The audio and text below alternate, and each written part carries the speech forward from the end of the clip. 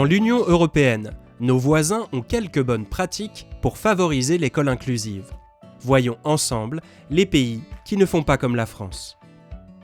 Commençons par le Danemark, qui débute sa bataille pour l'inclusion avec des établissements spécialisés comme en France, pour ensuite faire marche arrière.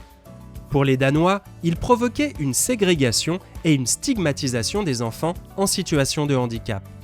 Le pays préfère à partir de 2012 l'intégration des élèves en milieu ordinaire, un peu comme nos Ulysse. Une campagne de formation à l'inclusion s'en est suivie pour les enseignants, avec un protocole pour les accompagnants appelé la matrice d'inclusion. L'inclusion physique de l'élève, l'inclusion sociale de l'élève et l'inclusion psychologique de l'élève. Du côté de la Finlande, l'école se doit de favoriser l'intégration de l'élève en situation de handicap. Après les études, la garantie pour les jeunes donne le droit à tous les moins de 25 ans et aux diplômés de moins de 30 ans d'obtenir un emploi ou de suivre une formation. L'insertion professionnelle est considérée comme un droit pour tous, garanti par l'État. En Suède, pas de mot pour discriminer. Il n'y a aucune donnée statistique sur l'inclusion scolaire car il n'existe pas de terminologie officielle.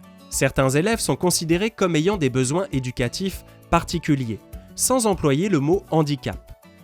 D'après des chiffres officieux, 99% des élèves en situation de handicap dans le pays sont scolarisés dans une école ordinaire. Enfin, un nouveau partenariat éducatif entre les enseignants et les élèves les considère tous deux comme des apprenants. Pour l'Irlande, l'autonomie est la clé. Depuis 2014, le rôle d'accompagnant par un professionnel de santé ou une personne dédiée est limité.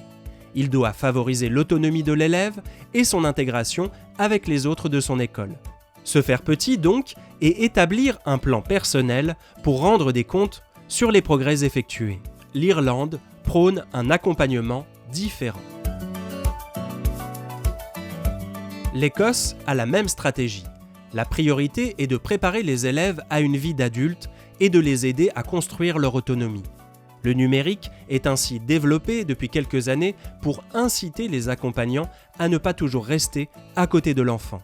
Par ailleurs, une loi et un plan d'action appelé Smart Target permet aux jeunes ayant des besoins spécifiques une période de transition de 18 mois pour visiter les établissements universitaires qu'ils ont choisis et demander la mise en place des moyens humains et technologiques nécessaires si besoin.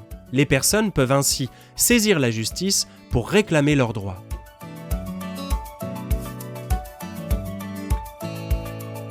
En Angleterre, vous l'aurez compris, on fait confiance aux locaux.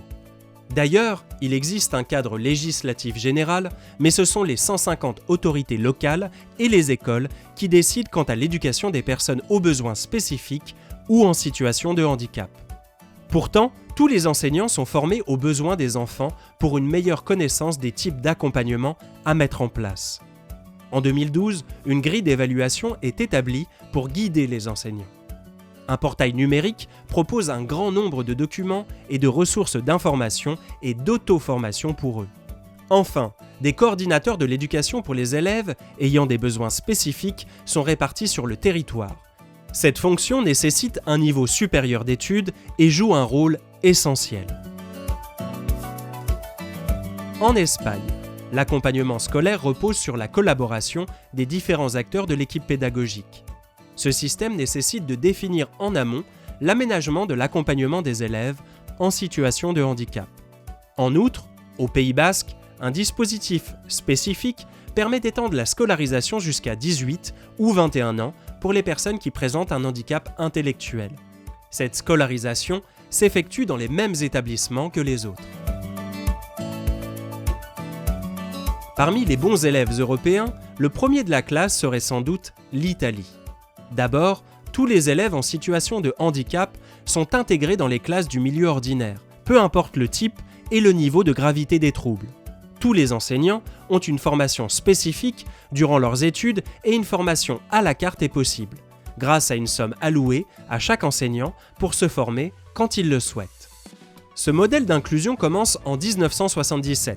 Les classes spéciales sont abolies et le système inclusif repose alors sur le co-enseignement.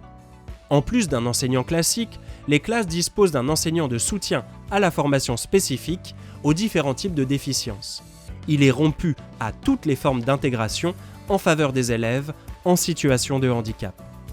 De bons exemples parmi d'autres et peut-être de bonnes idées pour la France.